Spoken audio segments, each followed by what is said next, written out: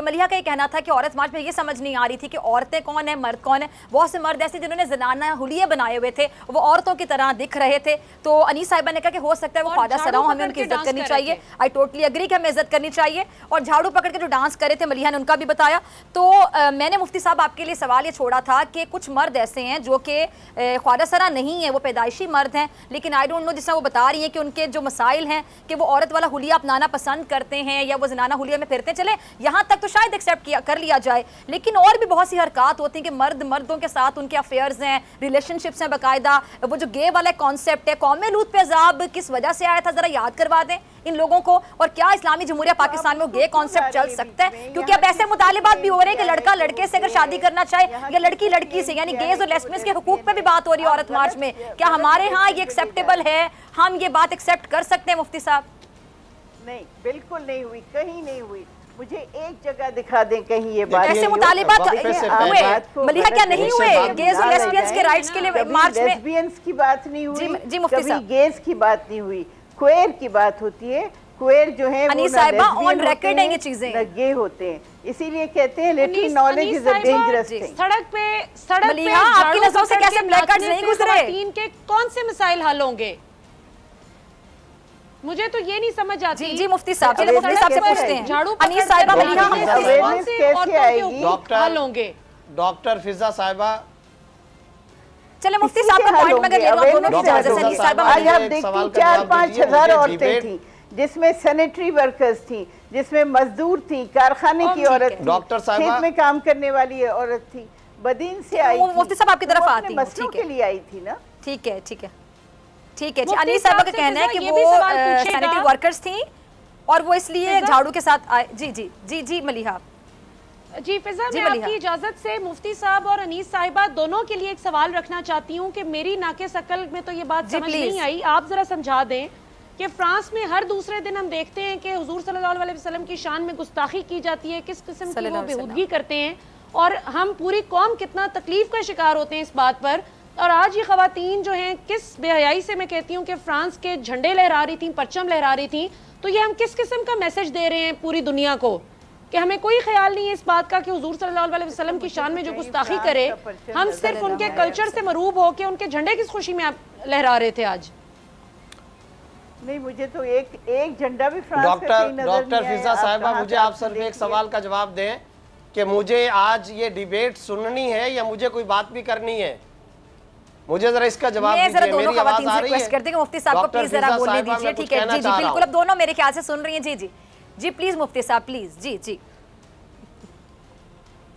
नहीं, इतनी सारी डिबेट वक्फे से पहले, वक्फे के बाद, ब्रेक से पहले, ब्रेक के बाद सारी डिबेट हुई। मुझे आज आपने सिर्फ सुनने के लिए बुलाया है?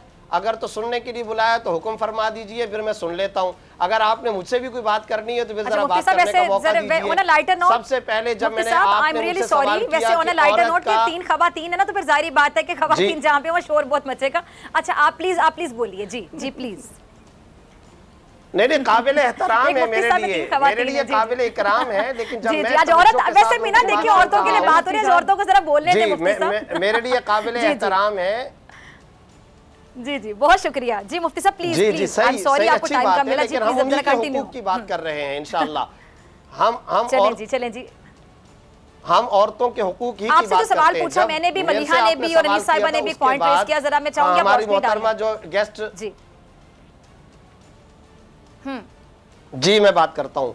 इन्होंने पहली बात ये कही कि अखबार उठा करके देख रहे हैं कि औरतों के साथ मसाइल और ज्यादती के कितने वाकयात आते हैं। रोजाना की बुनियाद पर औरतों के ऊपर तेजाब डाला जा रहा है, औरतों को यूं मारा जा रहा है, पीटा जा रहा है। अगर यही बात है तो रोजाना फिर अखबार उठाकर मर्दों के साथ जो कुछ हो रहा है वो भी जरा आप देख लें कि फिर उसका क्या मामला होगा। जुर्म होता है, उसका सिन्फ के साथ, मजहब के साथ कोई ताल्लुक नहीं।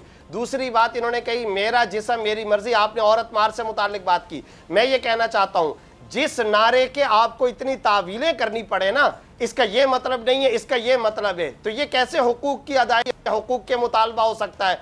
मेरा जिस्म मेरी मर्जी। अब आप बताइए, असल इस्लामी नारा ये है, मेरा जिस्म खालिक़े जिस्म की मर्जी है, जिसने इस जिस्म को पैदा किया उस अल्लाह ताला की मर्जी है। फिर इन्होंने कहा इसका मतलब ये है कि मैं कैसे शादी करूं, क्या ना करूं। ठीक है, बहुत अच्छी बात है, शादी करने के लिए औरत से पूछा जाएगा, बिल्कुल सही है। लेकिन जरा मुझे ये बताइए, 3 साल पहले आपके औरत मार्च के अंदर तो एक सठियाए हुए बाबा जी ने तो कह दिया था कि जनाब ये निकाह ही गलत है, निकाह ही हराम है। उन्होंने कहा कि ये निकाह 1800 फला सन के अंदर आया और इस निकाह को अंग्रेज की साजिश करार दिया, निकाह ही नहीं होना चाहिए। डॉक्टर फिजा साहिबा, मेरे लिए रूए जमीन पर इससे बड़ी कोई गाली नहीं हो सकती कि मेरा वजूद मेरे माँ बाप के निकाह के बगैर आया था। आपके लिए इससे बड़ी कोई गाली नहीं हो सकती है। लिबरल से लिबरल, सेकुलर से सेकुलर आदमी भी इसको कभी बर्दाश्त नहीं करेगा कि उसकी माँ बाप का आपस में निकाह ना हुआ। निकाह के खिलाफ औरत मार्च के अंदर बात हुई है, और क्यों हुई है जरा मुझे ये बताया जाए। आगे चले, इन्होंने कहा जुम्मे के खुतबे में मुफ्तियाने कराम बयान नहीं करते। सबसे ज्यादा दारुल इफ्ताओं के मुफ्तियाने कराम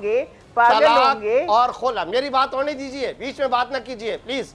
जुम्मे के खुतबे के अंदर मुफ्तियाने कराम ने भी और मैंने आवाज उठाई है सबसे ज्यादा फतावा के अंदर विरासत पर, निकाह पर, महर पर, औरतों के हुकूक पर हमने सबसे ज्यादा फतावा लिखे। आगे चले, मिसालें सही दे रहा हूं, कौन सी बात है जो रिकॉर्ड के एतबार से गलत है। इन्होंने कहा यूरोप की मिसाल, यूरोप के फैमिली सिस्टम का आपको पता नहीं है, तबाह हो गया है वहां का फैमिली सिस्टम। पाकिस्तान में वो लाना चाहते हैं, फूफी कोई नहीं है वहां पर, वहां खाला कोई नहीं है, नानी कोई नहीं है, खानदानी सिस्टम बर्बाद होकर के रह गया है। फिर एक बात याद रखिए, मुझे बताएं ना, ये कतबे बरदार एनजीओज गैर मुल्की फंडेड हमारी खवातीन इस्लामाबाद, कराची या लाहौर की सड़कों पर कितनी मरतबा महर के मुतालिक बात करती है, नानो नफ्ता पे कितनी बातें करती है, विरासत पे। मुझे बताइए इसमें कौन सा हक है? मैं ऐसे भी बैठ सकती हूँ, इसमें हक कौन सा है मुझे जरा बताएं। मैं आवारा गर्द, क्या गालियों में इन्होंने बराबरी करनी है? मर्द को भी कहा जाए आवारा गर्द, ये उसके लिए भी गाली है। औरत कतबा उठा करके कह रही है मैं आवारा गर्द,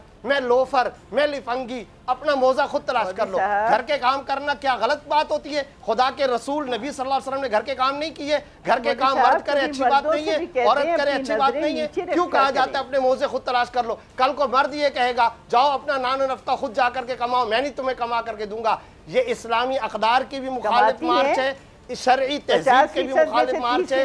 इस्लाम, दीन, शरीयत, मशरक़ी रिवायात इन तमाम के बरखिलाफ है। सब्सक्राइब करें और बेल दबाएं ताकि कोई खबर रह न जाए।